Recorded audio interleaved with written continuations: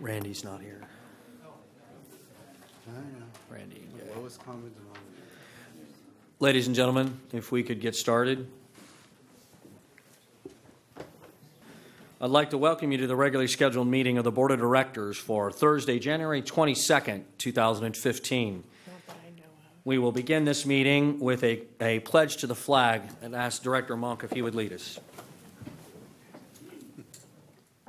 Allegiance to the flag of the United States of America and to the republic for which it stands, one nation, under God, indivisible, with liberty and justice for all.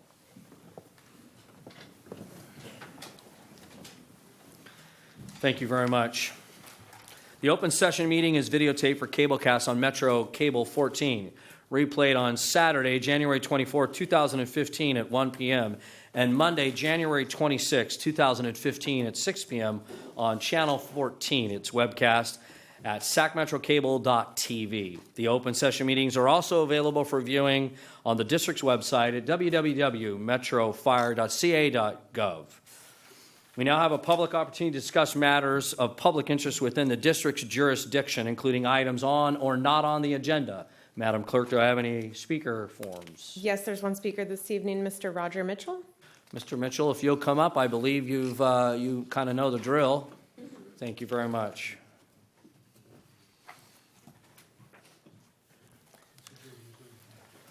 Good evening. Board President Gould, our director, Director Gary Monk, directors, Chief Wells, staff, and men and women of Metro Fire and general public. My name is Roger Mitchell. I've been a long-term resident of the district and a proud retired member from this great district. I stand before you tonight to thank some people in this organization.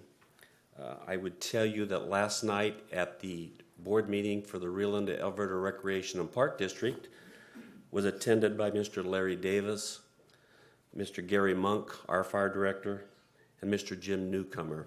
They represented last night Sacramento Public Safety Foundation, presented us with a check for $1,000 for the restoration of number 2. Now, it's very important that we thank the people that made that money available to the foundation. It was Local 522, who I'm a proud member of, but what they had done is they had donated $2,000. They donated $1,000 directly to the foundation of the Rio Linda Alberta Rec and Park District for the restoration of number 2, and then they gave the other $1,000 to the Sac Metro Public Safety Foundation. And the idea was simply this, that this shows two foundations working together on a common goal, and that down the road will become, we feel, very advantageous for grants and other sources of money. So I stand before you tonight to simply thank these gentlemen for coming and to let you as the board members know that that happened. And I would also like to take a moment to thank the chief in his comments at the last meeting. When he was in his chief's report, he made a comment about a fundraiser for the Pioneer Hook and Ladder Society. But it was his comments after that that struck, I think, a note that we could all think about. When he said, attend that fundraiser, he says, because they're restoring pieces of apparatus from the past. And he says that's literally where we have came from. So, Chief, I thank you for those comments because they never were louder and more true. And so the people of, like myself, that are doing some of these things, we appreciate that thought. So be more than happy to answer any questions you might have. Mr. Mitchell, why don't you share with the audience what number 2 means? I'm not sure that a lot of people understand what you mean by that. Thank you, Board President Gould. Number 2 was Rio Linda's second ever fire engine. She's a 1927 American LaFrance Type 91 pumper. Was sold into private ownership approximately in 1952. Only left about 12 miles out of Rio Linda to a little community called Pleasant Grove. And there she sat in a barn for over 50 years. And through the efforts of the family that owned her and some of us in Rio Linda, why we were able to gain her back for the community. And hopefully someday she'll be a proud member of the retired fleet for this district, to represent this district from one of our previous districts that make this fine district up. So thank you. You're welcome. You sure can tell the passion there, right? The way he just uses those words, she and all that good stuff. That's great. Madam Clerk, any other speaker forms? There are no other speakers this evening. Thank you very much. Members of the board, I'll entertain a motion for consent. Mr. Chair, I'll move that consent count item. I have a first, Second. multiple seconds. Madam Clerk, please call the roll. Director Monk, Aye. Clark, Scheidegger, Wood, Aye. Kelly, Aye. Barnes, Aye. and Gould. Aye. Motion passes. Thank you very much. Moving on to presentation items, we have some wonderful items on our presentation list this evening. The first of which I think we're going to have to hold off on. It doesn't look like our esteemed colleague is with us this evening, so we'll hold on that 5-year recognition pin until a later date. We'll move on to presentation item number 2. Equally awesome is our PIO. Is Captain Edom there? She'll come up to the podium and share with us her presentation item. Good evening, Chief Wells, President Gould, and directors. I would like to invite Nick Monticelli from News 10. He's an anchor reporter from News 10 to come on up and join me at the podium. First, I'll hit the microphone.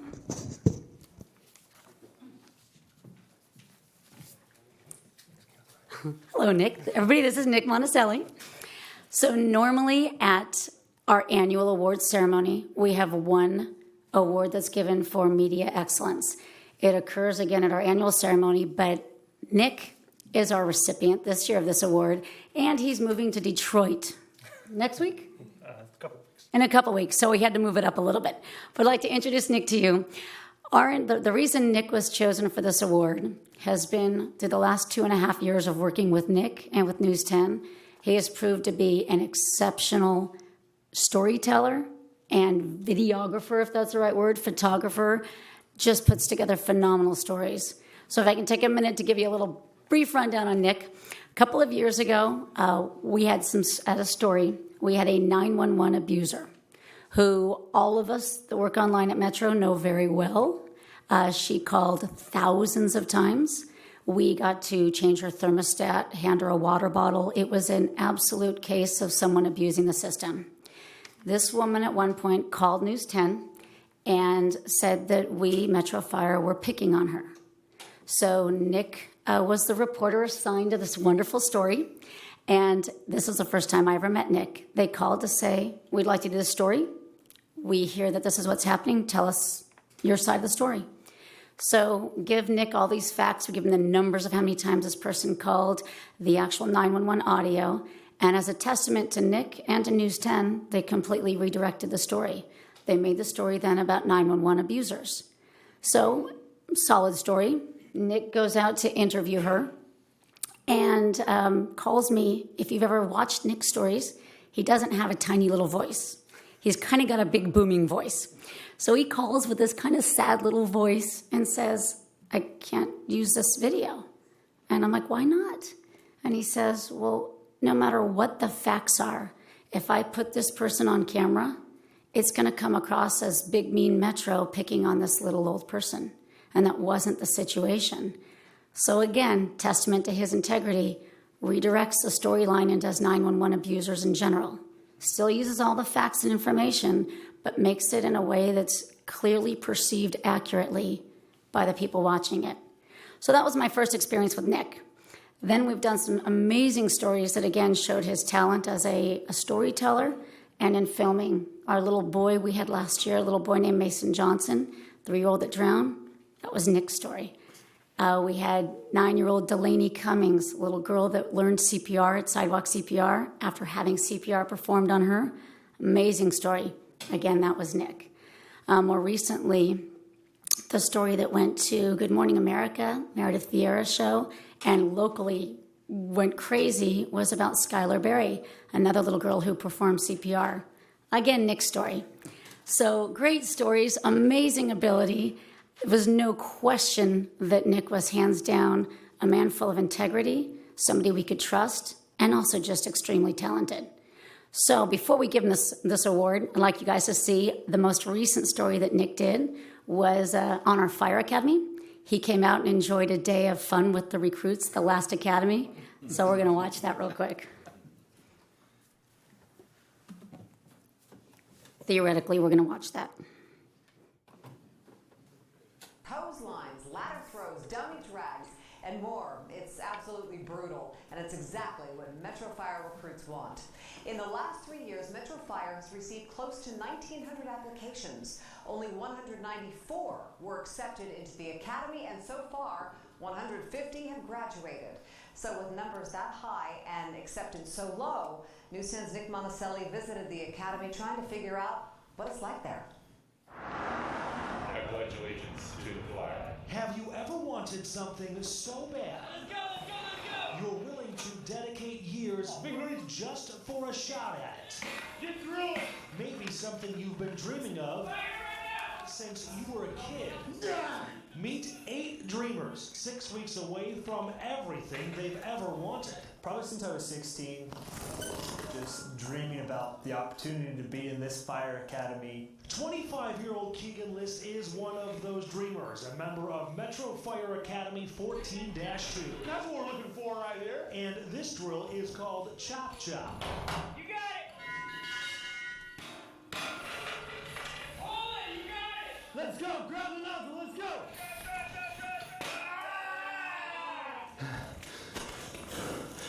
I didn't puke. That's all that matters. Train like your life depends on it. Why, Captain? Because it does. Coach Chris Armstrong is not a firefighter. He's Metro's health and fitness program manager.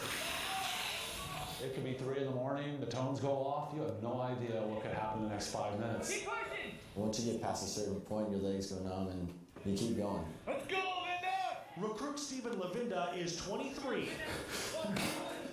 and knows the academy is pushing them to their breaking point to push that breaking point further. Getting ready for this. And there's times where I'm like, man, I wish this would end right now. But ultimately, we're getting good training out here. But some would argue this is nothing compared to what lies ahead. The very next day, Pants look like they're faded. their first inspection. And I'm going to say right up front, you didn't spend much time on this face piece. Metro Fire Captain Ty Idom has nearly 30 years in the fire service and has no tolerance for, Well, anything. first impressions are pretty important, and you're not impressing me. I want them to understand that it is serious to me, and it's important and serious to the cadre and to Metro Fire. This is no joke. Academy 14-2 started with 11 recruits. 3 were already cut, and there could be more. It's painful. Yeah, I don't enjoy it one bit. List. In fact, recruits List and Lavinda didn't know they were being interviewed for this story. They say, Lavenda, List, you stay, everybody else get out. I was having palpitations. Me and Lavenda, we looked at each other and we're like, ooh, dude, what do we do? What do we do? It isn't what you did, Recruit List. It's what you and the rest of 14-2 want to do. Let's work. Dedicate your life to others. Get low, get low! And put yourself through hell to be able to do it. Firefighters are such decent, good people. It makes me tear up even to say that. Don't film me at graduation. You'll see a few tears if you do. At Metro Fire Station 21, Nick Monticelli, News 10. Graduation for this academy is in December, but even once they're assigned to a Metro Fire engine or ambulance, they still have a 1-year probation period, and they can be kicked out at any time.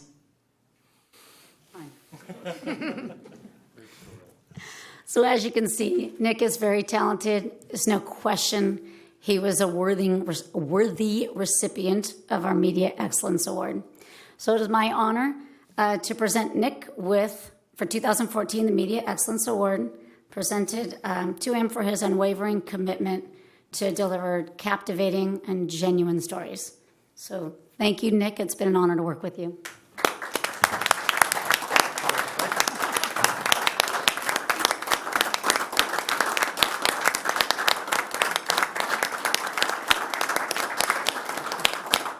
And Nick actually would like to say a few words. Imagine that. Which is actually not surprising. She actually forced me to. I wanted to say to the board and to Chief Wells, the reason that I'm able to do these stories is because you have such a fantastic public information officer. Michelle, Captain Item, is one, if not the best PIO I've ever worked with, and I've been doing this close to 16 years now. Her commitment to not only bring me or other reporters great stories, but her commitment to be able to find ways to do those stories. For instance, the story you just saw, understandably, Chief Wells and the administration, and maybe some of you, had some concerns about how we were going to do that. What could we show? What couldn't we show? What legal trouble could we get in if somebody didn't like how things worked?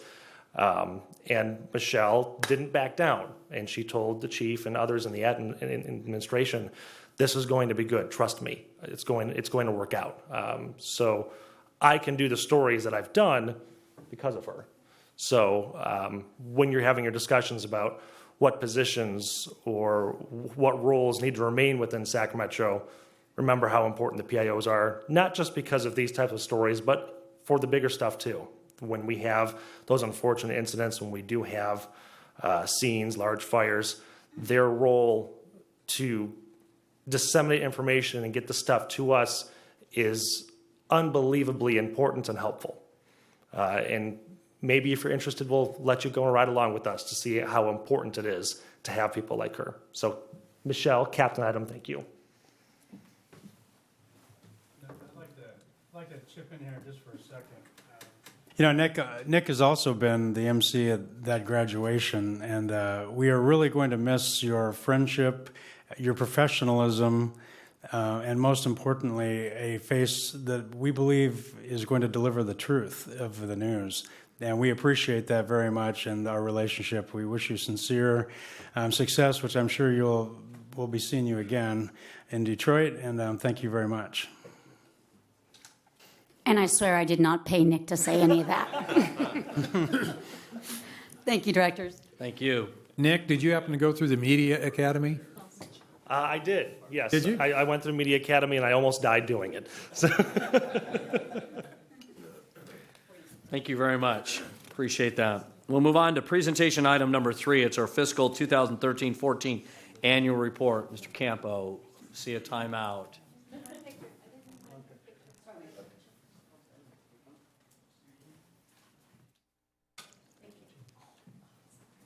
Again, congratulations.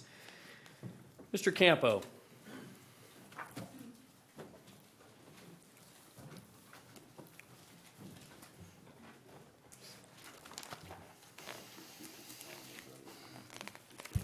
Yes, Director Gould, members of the board, President Gould, I should say, Chief Wells. This evening, this is a presentation item, so that it's not an action item for the board.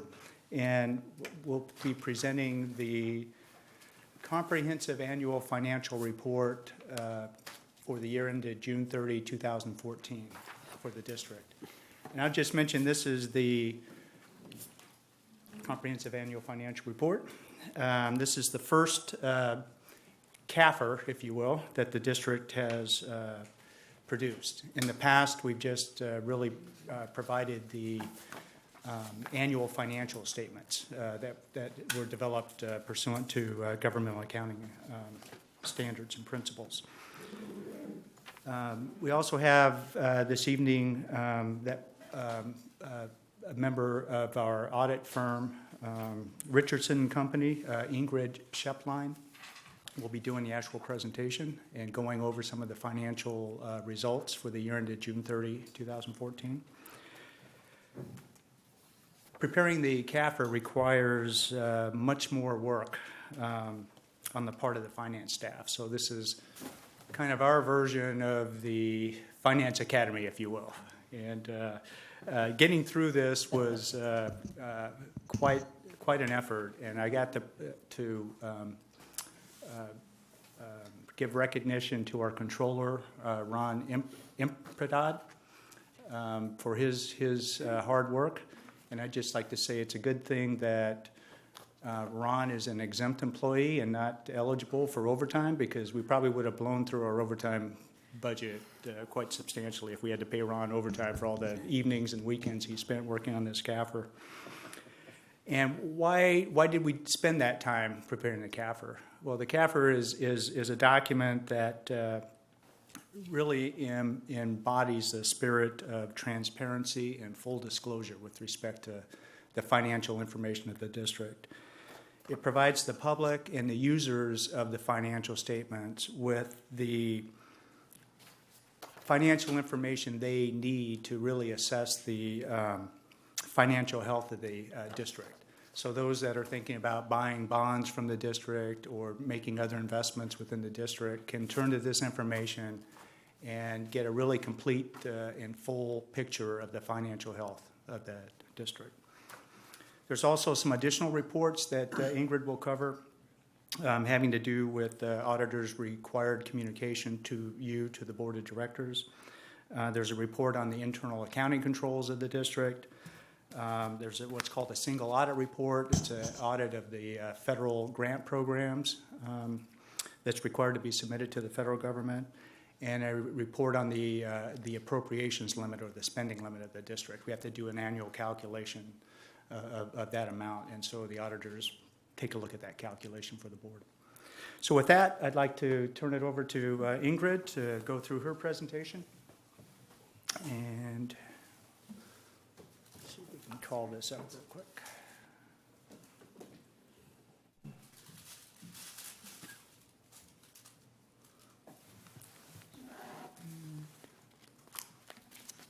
There we go.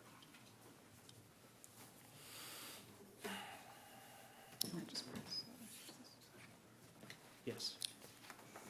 Good evening. Good evening. I'm here to present the results of the 2014 fiscal year audit.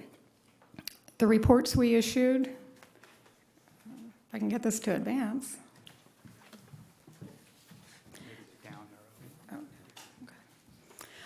As Ken had indicated, we issued 4 reports as part of our audit: our opinion on the financial statements, required communications letter, internal control and compliance reports, and appropriations limit reports. So I'll walk through the highlights of those reports. First of all, audit results and observations. We issued a clean opinion on the financial statements, so this indicates that these numbers financially fairly present the financial statements of the district. As Ken had indicated, this is the first year of a comprehensive annual financial report.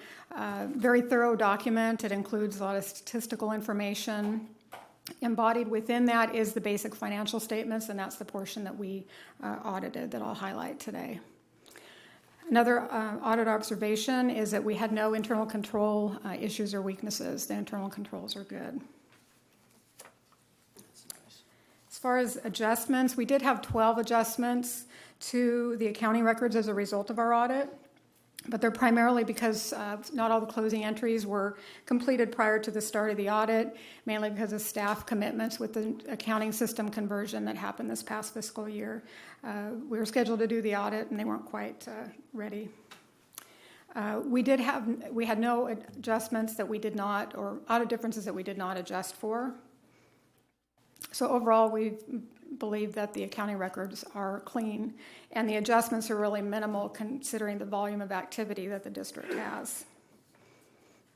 Now, some of the financial highlights that we'll look at some of the other slides. Property tax revenues increased $5.8 million during the year. Your charges for services were up $7.8 million. Your salaries and benefits increased $6 million. Just looking at your general fund itself, the revenues exceeded expenses by $1.2 million. Your capital facilities fund, you actually used some of your reserves. It was at a loss during the year of $3.2 million, mainly because the developer fees coming in are only about $1 million at this point versus the expenditures that you had that were about $7 million. This slide just pulls out the equity section of your balance sheet. This is for all of your funds. And I wanted to look mainly at the fact that a large portion of your equity is tied up in your capital assets, basically your land, equipment, that type of thing. But your unrestricted equity is basically a negative. It's a negative about 43 million, but that is an improvement. You've been running a negative it's just accumulation over many years, but you'll see the decrease in that negative of $3 million because of the higher revenues that you've had this past year. Just looking at a snapshot of the income statement, again, this is all the revenues and expenses of the district. And you can see here what I was referring to about the increase in the taxes of $5.8 million. That's primarily because of the increase in the assessed value of properties within the district of about 4%. Charges for services, the biggest portion of that $7.8 million increase is in your ambulance cost recovery fees. That was an increase of $4.6 million. Also contributing to that increase was about $2 million for your deployment reimbursements. The drop in, I didn't mention the decrease in the other categories mostly related to grants. Last year you had about $10 million in grants. This year about $5 million. On the expense side, you'll see the expenses increased by $6 million. The one single item that caused that increase is, as you're well aware, the FLSA overtime issue, and that caused an increase in expenses of $4.8 million. That's the majority of that $6 million. And you had some increases in services and supplies, not really one significant area, but one of the single largest item is the communication center dispatch expenses increased.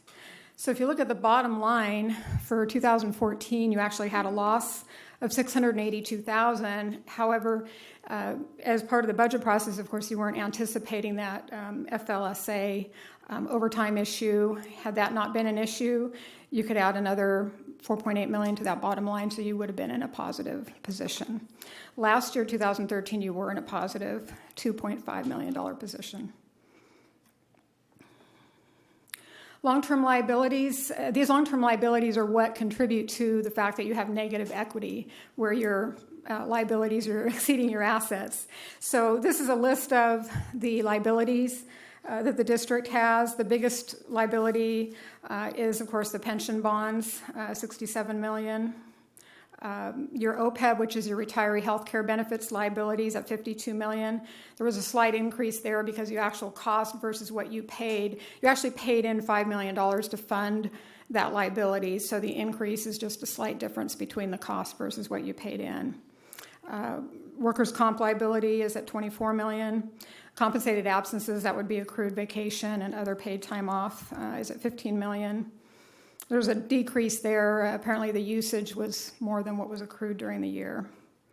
You have lease revenue bonds payable of $11 million outstanding and capital leases of $10 million. There were actually a few new capital leases that were entered into in this fiscal year, and that was about $2.9 million. So the increase is partly due to the new leases and then pay downs of the existing leases.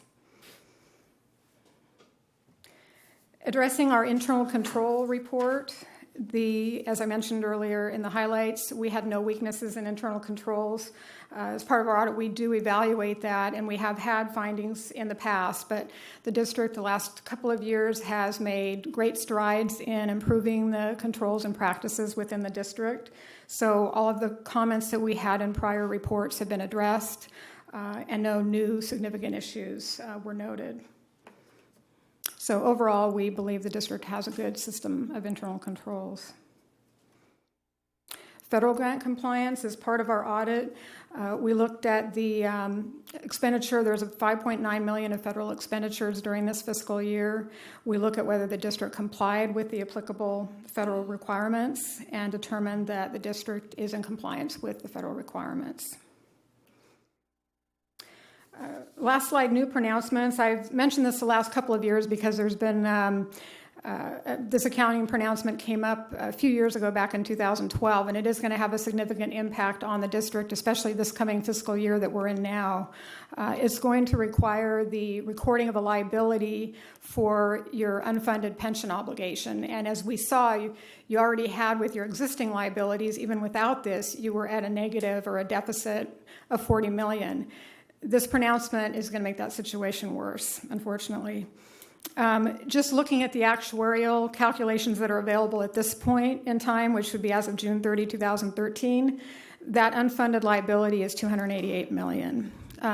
That's not a final number. That's not the number that you're going to be recording, because PERS is in the process now of performing the calculations that you will actually use and record within your financial statements.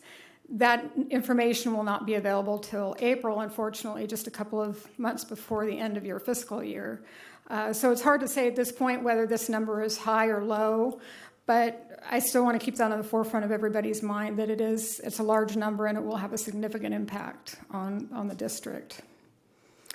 One of the ways the district has already taken steps toward minimizing the impact is by requiring employees to contribute toward the retirement cost to help reduce the cost to the district, which will help to lower that liability. And as I mentioned, the implementation now is right upon us. It's going to be effective for the next financial statements, the June 30, 2015 financial statements. So something to really look at over the course of the next few months, especially as this information becomes available. With that, I'd like to open it up to any questions that you might have. Members of the board? Anything? Okay. Thank you very much. Thank you for all your work. I have, for Ken, just one question. These rather comprehensive documents relative to transparency, once they're submitted and approved, are we going to post some of this material up on our website so those that want some evening reading can grab these documents to show the clean reports that are being generated by our staff? Absolutely. Excellent. This CAFR will be posted onto the district's website along with our budget information. We posted the prior reports there as well. I'd like to think that it's probably one of our most visited websites, but I can't be sure of that. Yeah, I don't think it is, but nice try. Okay. Chief? Tongue-in-cheek. Yeah, you know, the one thing that I want to make sure that we all take from this is the path that we've gone through over the last number of years when we see clean audits and things. And for those of us, the finance division has done a tremendous job.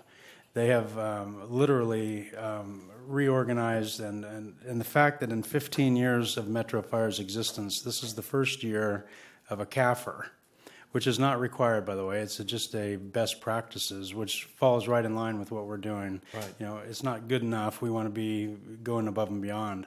So for the finance division and Mr. Ken Campo, thank you very much. Tremendous work. Thank you, Chief. You kind of took the words out of my mouth. I wanted to express my appreciation again to the folks in the finance division, also Marie Bernal in the economic development division who helped us actually compile the document. I'd like to just reiterate something Ingrid said with regard to the new accounting requirements that we move the pension obligation, unfunded pension obligation, to the balance sheet. So we're moving it from the footnotes in the back of the financial statements onto the balance sheet. And you can see that number is close to $300 million.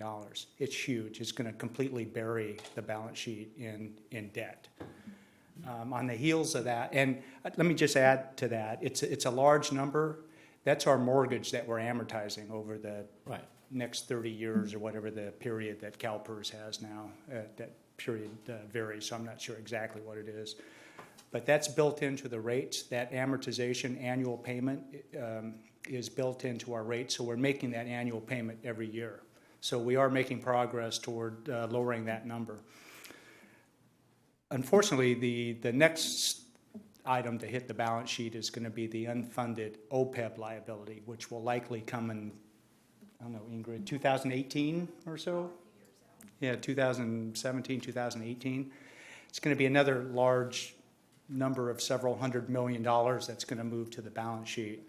So again, our liabilities are going to dwarf the assets on the balance sheet. So you're going to see these big negative numbers coming up. But we are addressing those. Those are the primary differences between the fund statements that you see presented in the body of these statements. We have the government-wide statements that include all of those long-term liabilities that get moved onto the balance sheet. I call it the balance sheet. It's the statement of net position. So our net position is a big negative number at the end of the day. When you look to the fund financial statements, they don't include those big liabilities or the assets of the district. Those are more just the cash flow operating funds of the district. So you see both sets of statements within this CAFR.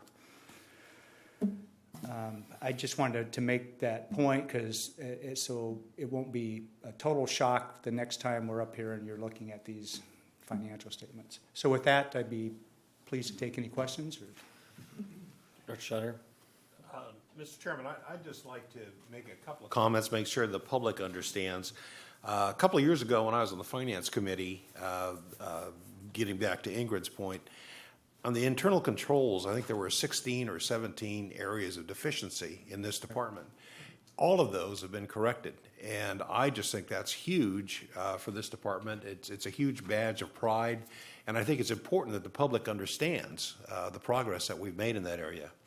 Secondly, in terms of the federal grants and being in compliance, it's really nice to get these grants.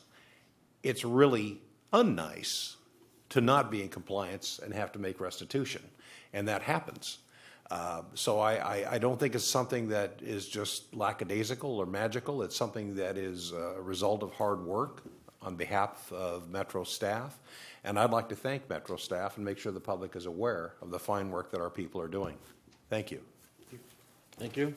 Other directors relative to this action item? I'd like to also thank Richardson's and Company. They have been partners with us for several years now, and they, as my colleague just said, provide us with third-party oversight and some insight that our staff then respond to get these clean reports. And while I understand the looming unfunded issues that will appear on future balance sheets, I also know that this organization has recognized that now for several years and has been taking, I think, very proactive action, including the men and women of our labor force who have recognized that and have been willing to put in their share of it as well. And so this isn't coming next year as some 800-pound gorilla that we did not know about. We've already, as one of the few public agencies, have already started pre-funding issues and having, that plan in place. And so that's indicative of just the organization as a whole.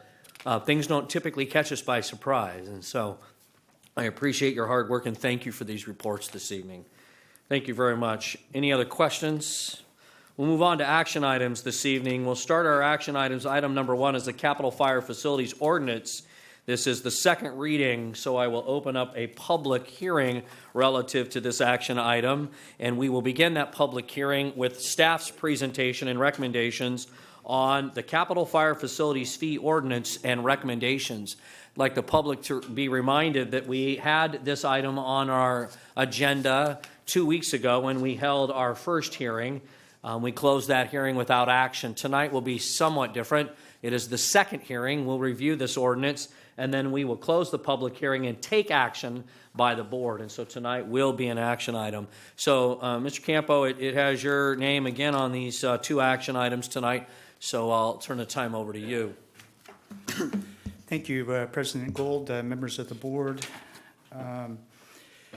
As you indicated, on January 8th, 2015, the board conducted a public hearing to consider staff's recommendations to update and amend the Capital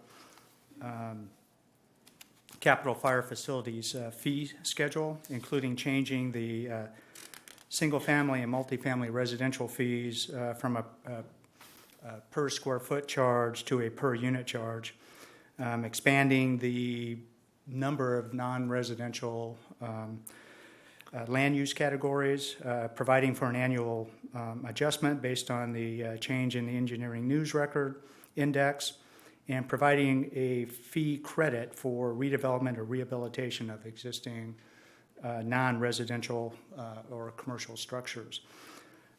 We received no input from the public at that meeting, and so staff is just recommending simply tonight that you conduct a second reading of the recommended changes to the fee ordinance, and upon the conclusion of that, we recommend approval of the ordinance. Thank you, Mr. Campo. Any questions for staff relative to this recommendation from the board? Hearing none, seeing none. Are there any individuals in the community that would like to speak in support of this ordinance? Seeing none, are there any individuals in the public that would like to speak in opposition to this ordinance? Seeing none, we'll then move to rebuttal. Anybody want to rebut the non-speakers? Seeing none, any final public input? I now close this public hearing for ordinance on capital facilities fee. I'll entertain a motion for this particular staff recommendation, action item number 1. I need at least one. Mr. Chairman, I would move that we approve the ordinance on the capital fire fees ordinance. 10. Okay, we have a first and a second on the action item. Madam Clerk, please call the roll. Director Monk.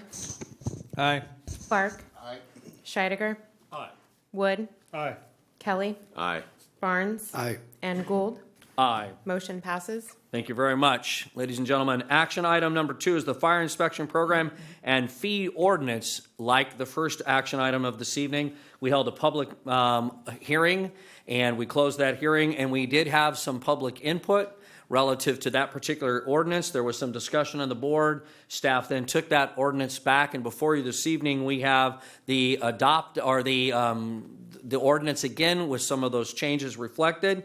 I'd ask my colleagues if they would like to move to a couple of pages, and maybe Mr. Campo can move us to page 68 of the document, because I think that ultimately is what's highlighted relative to the changes that staff made in the second reading ordinance. We can have discussion about that. So I'd like to open a public hearing relative to fire inspection program and fee ordinance, and if staff will report out. Mr. Campo. Yes, President Gould, members of the board. Again, as you indicated, we held a public hearing on January 8th to consider staff's recommendation to amend and update the fee schedule relative to permits, plan checking, new construction inspections, general fire and life safety inspections, and the other miscellaneous services provided by the district. The board did receive input from the public, specifically regarding the annual adjustment to the fees. The speaker indicated he felt that that action should be subject to annual action by the board. So there was an opportunity for input from the public.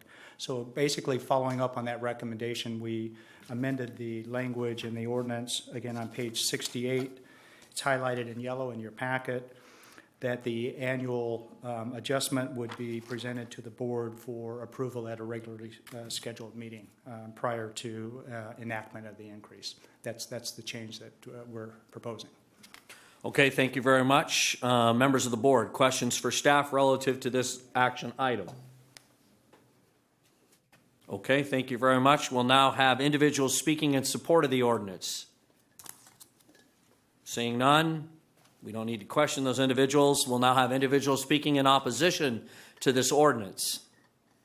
Seeing none, we have no reason to question them. That probably then negates the rebuttal.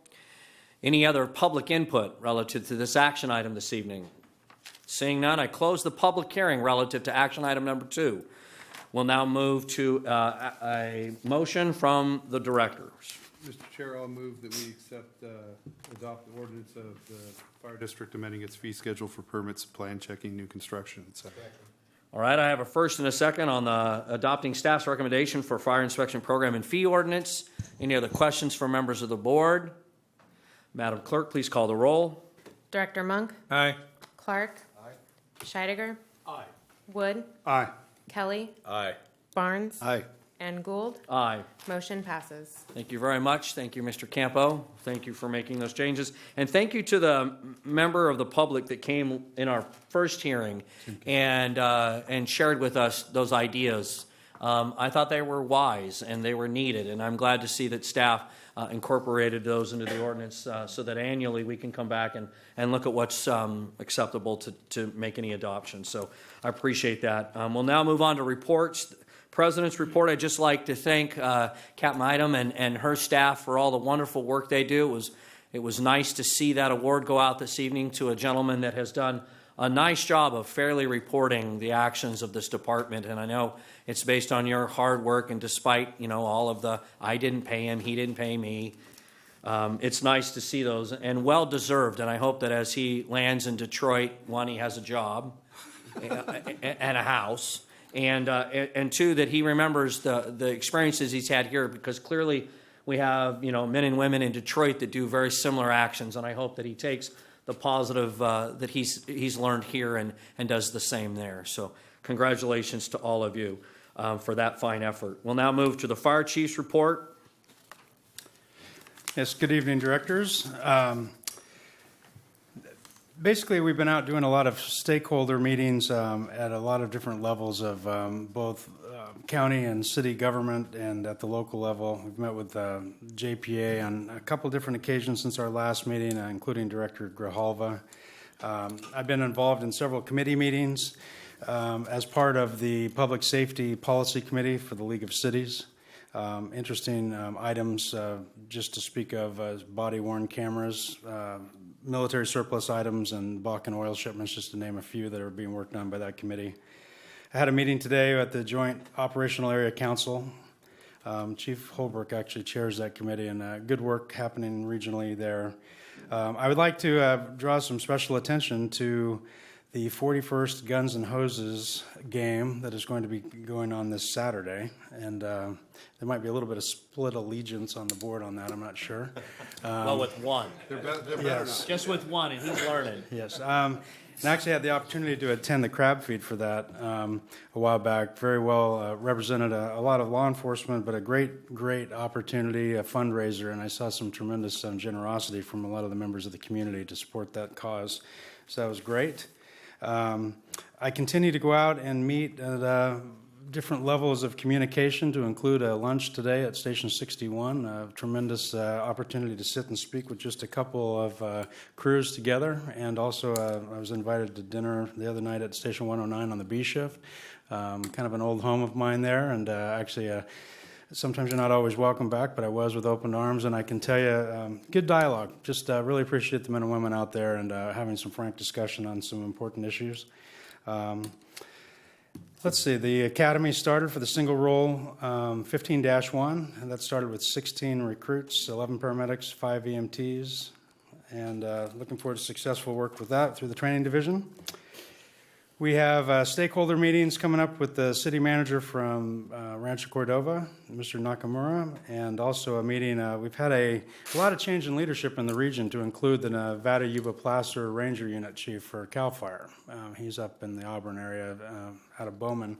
So I'll be meeting with him as well. A lot of shared interest. I know our Type 3 team went up there past summer, and did a tremendous job in the early phases of an incident up there. Good working relationship will continue. And let's see, and we have actually, Michelle Idem is helping me tremendously from the outreach perspective, as well as being a PIO just internally. We're going to be hosting 4 town hall style meetings within the agency, both in February, May, September, and November. And those are going to be, the thought process behind that is they're voluntary, but we get maybe one engine from every area to come out, and we can have some frank discussion with the senior team in front of a live group. We'll videotape that and get that out for everyone to hear the dialogue. So those are all coming up. Also, we're still actively involved in the Joint Terrorism Task Force Executive Council. Have a meeting of that coming up. Chief Quinn does a great job on that group. And actually, a lot of things that we've been passionate for over the years, the Firefighters Burn Institute. Of course, that's coming up in February, so I need you to save the date. We're going to be doing the Chiefs Challenge again on Valentine's Day, on Saturday from 9 to 10 in the morning. And we've been successful in that for a number of years, and my plan is not to lose that. So everybody needs to get their wallet handy coming up. Would like to welcome Robert Petruzzi, who's a new mechanic to the Fleet Division. And I can tell you we have a reassignment. I'm glad to say that Flora Olivares is back in her previous position as a Fire Inspector 2, back from the 2009 era. People are getting back to the positions they originally held, which we're very happy for that. Had a retirement of Bob Gorman, 24 years of service, on the 8th of this month. I started with Bob a long time ago. In fact, when we first started in 1987, there was 4 of us on the drill ground. The same one, coincidentally, from the video tonight. Hasn't changed a lot. We're working on that. And but anyway, nice to see him enjoy his career and a successful retirement. We have a recruitment out for a supervising fire investigator. And I'd also like to proudly announce a promotion of Captain Jason Carroll, and that will be effective at the end of this month on the 31st of January. Also, I'd like to, got a couple more small items here, but then I want to get to a bigger one. I'd like to take the opportunity to recognize the individuals that put together the Dean Baker Memorial Crab Feed. I know I've talked about it. I went to it. It was a great success. But Ryan Manfredi and Brian Curry and a ton of volunteers organized that, and it's a very good event, and it's all for the Metro Fire Widows and Orphans Fund. And they did this in November, and they raised $11,994 for that. And a lot of our men and women from Metro and the outside community were there, auctions and raffles and that type of thing. If anybody hasn't been there before, it's a tremendous opportunity for us as a community to come together for a great cause, widows and orphans. But I can tell you, and I've said it before, but Dean Baker is a tremendous individual, and a great honor to be part of that. And a lot of the folks that run this, or volunteered at least at this, never had the opportunity to meet him. So it's a great way for the legacy of us to continue to honor him. So last, I'd like to just report out an issue that has been going on the last number of days, and being a good steward of relationships as we move forward, I've needed to seek a different change of course for the MSR that we put together on December 4th as it related to the sphere of influence into Natomas. Went out and did a lot of our stakeholder discussions and had some great dialogue at the county level, the County Board of Supervisors level, and at the city and level, City of Sacramento. And at this point, we want to pull back from our resolution to, or that would be my recommendation. I'd be coming to you at a future board meeting. I'm anticipating the first meeting in February. And the reason for that is as part of a community, public safety community, that needs to be a decision that is based on the urbanizer of that area at some point. And at this point, the politics of that have still not settled out between the city and the county.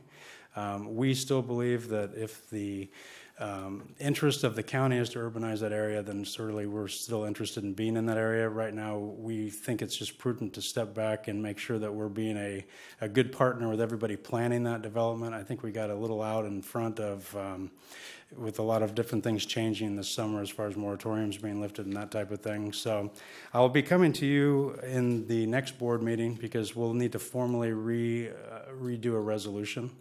I'm just reporting out, no action to be taken tonight. Just wanted to make sure we needed a resolution to enter into that, and we'll need a resolution on the way out. So it's actually been a good opportunity for us. I've been out meeting with the county execs, everybody involved in this on both the city side, and I think we've come to a good position where the best solution for public policy as it relates to public safety in Natomas will come out of this as the urbanizer. So that's all I have to report tonight. Any questions on that? I'd be glad to take those, but we'll see you next month for a resolution to amend. Thank you, Chief. Chief Taylor?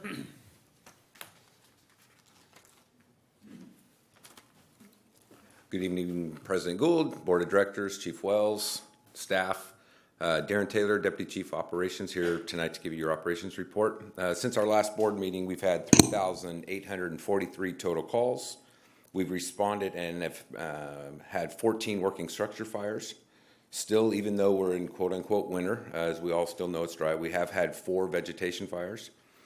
In our EMS division side of the house, we've responded to 2,947 EMS dispatches, and we've had a transport rate, again, still sky high of 76.4%. I'm very proud of our staff for that. That'll end my numbers, but I do have to report some good news of what, as you know, every single time I stand up here, I talk about how proud I am of the men and women out there. And I think to showcase that, and I believe because we do have a new director, and as I said before, welcome to our family, I'm going to challenge all of our teams from here on out, and our district's made up of, as you know, engines, trucks, medics, hazmats, rescues, air operations, bike medics, boats. I mean, it goes on and on and on. I'm going to start having them come before you at board meetings, and they're going to put on 5-minute presentations of exactly what it is they do. I want you to see what they do in action. I want you to be able to see their stats, and I want them to have the opportunity to stand up here and to show them how proud of what they do are to you for what they stand on.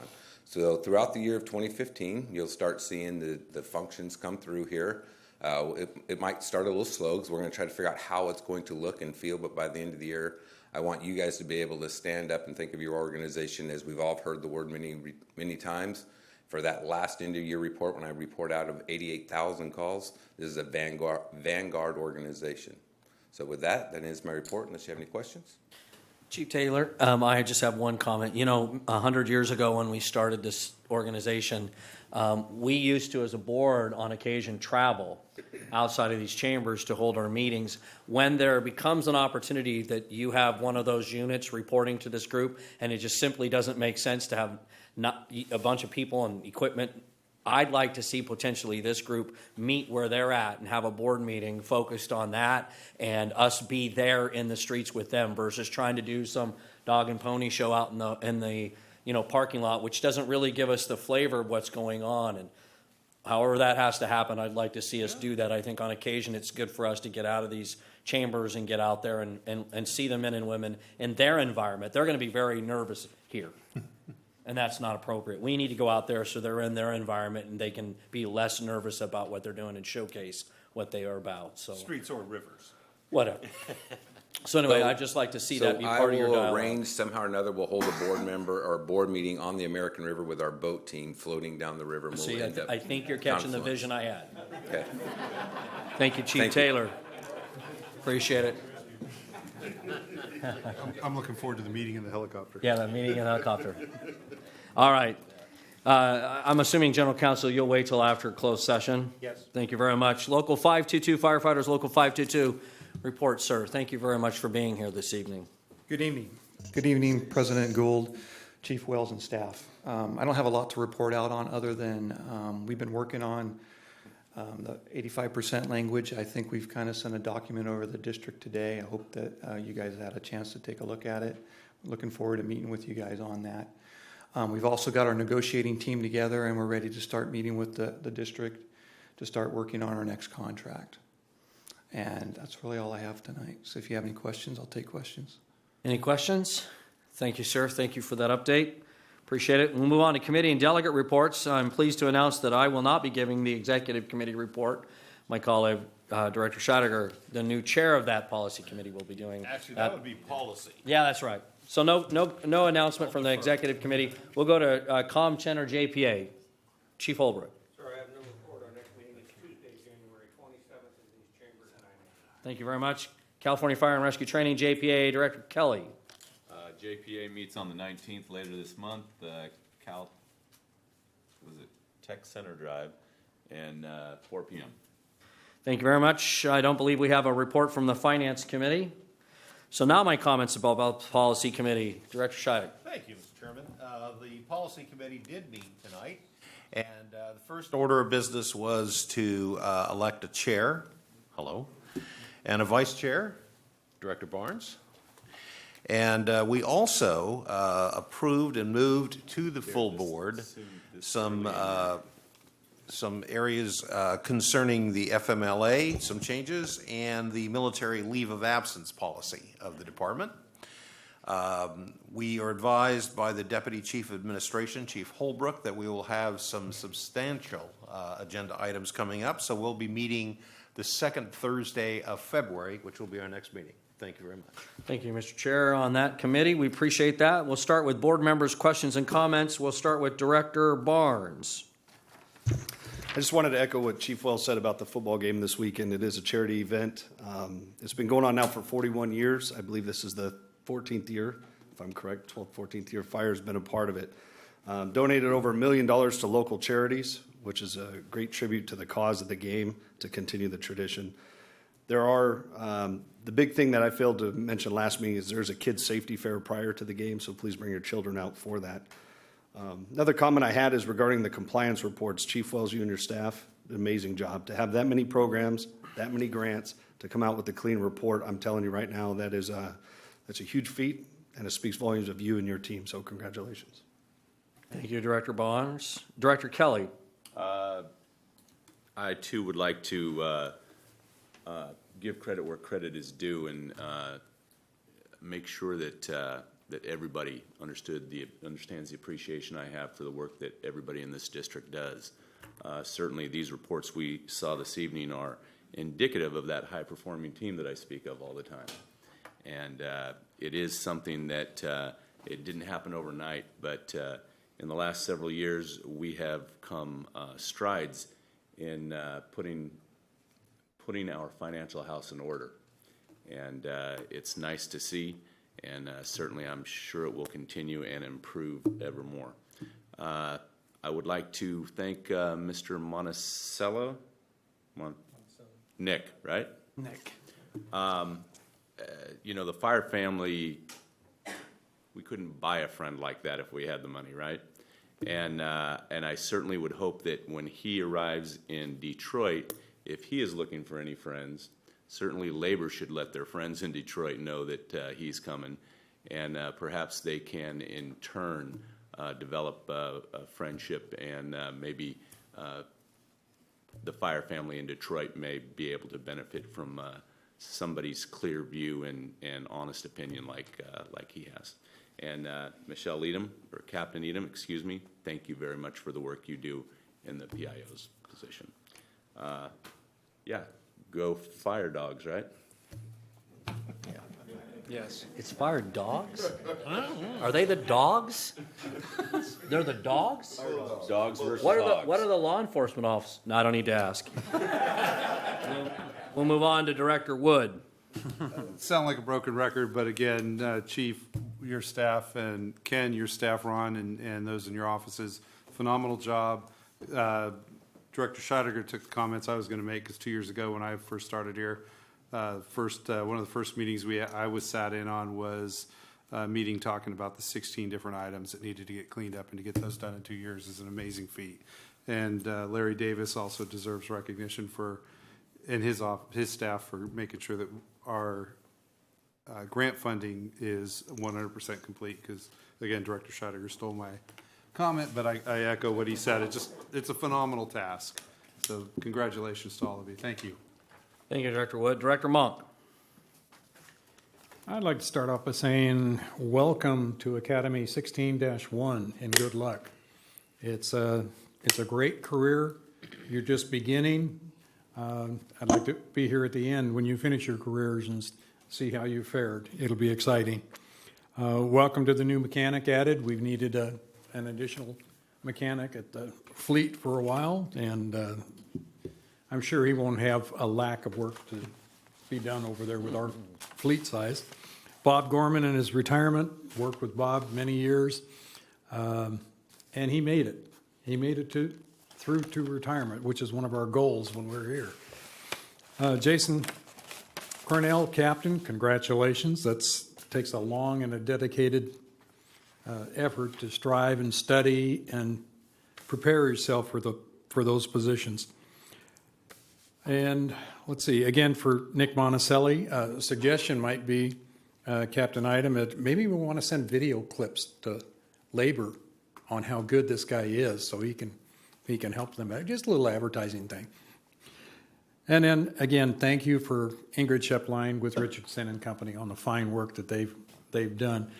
Since I spent my time on the Finance Committee, she's opened my eyes up in a lot of areas on how we can improve, and has gone the effort to make sure that we have improved in cleaning up the 16 items that were mentioned before to arrive at a no-change audit, per se.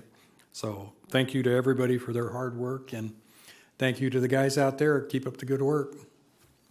Thank you, Director. Director Clark. Yes, sir, Mr. Chairman. First of all, I'd like to echo the words of my colleagues on this dais regarding the hard work and other presentations, and really appreciate it. I wanted to report on an event that happened on December 17th. It's a tradition that the Central Labor Council in Sacramento has been doing for over 30 years. And it's at the Ralph Richardson / Star King Elementary School. And what we do is we gather stuffed toys and distribute them to the children. It's really a heartening occasion. And Community Services, Brenda Briggs, facilitated it. She's helped us all along. What we do is we have Randy Young, which he's with the Sheet Metal Workers, and Patty Patterson is a secretary for the electricians. They act as Mr. and Mrs. Claus, and then the guys from Station 110 actually they bring Santa's sleigh, which is of course the fire truck. The kids are so excited. It's just a great event. And I'd like to thank in particular the following individuals: Captain Pete Danielski, Engineer Terry Melhalf, and firefighter paramedic John Grassis for their help with this. And actually, I could see them; they get excited about it too.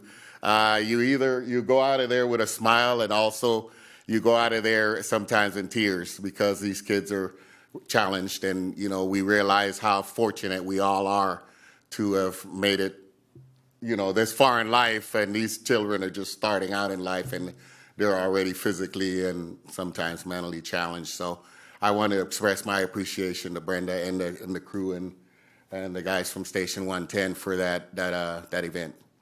That's all I have, Mr. Chairman. Thank you, Mr. Clark. Director Clark. Director Scheidegger. Well, I've already made my comments about the CAFR report, but again, I just want to make sure the public understands this is optional. It's not mandatory.